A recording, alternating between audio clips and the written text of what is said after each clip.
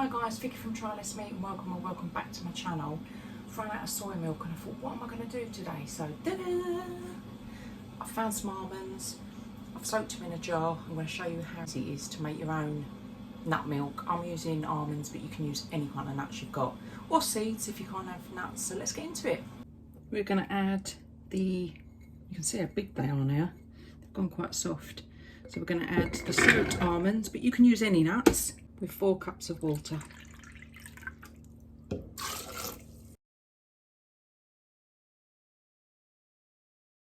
What we're going to do is going to put the cheesecloth over, empty the milk into here,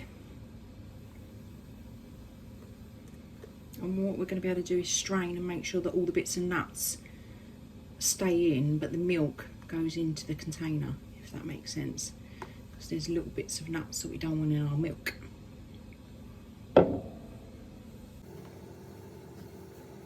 Grab the corners of the cheesecloth or any kind of cloth, and then what you're going to do is you're just gently going to squeeze the milk through.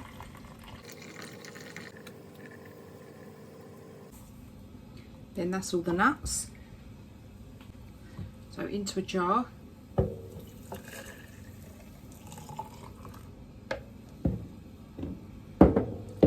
And if we have a look actually in the cloths, just so you can see,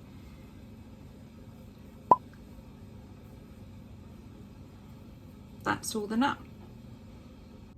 And there you have it, homemade almond milk. Took seconds.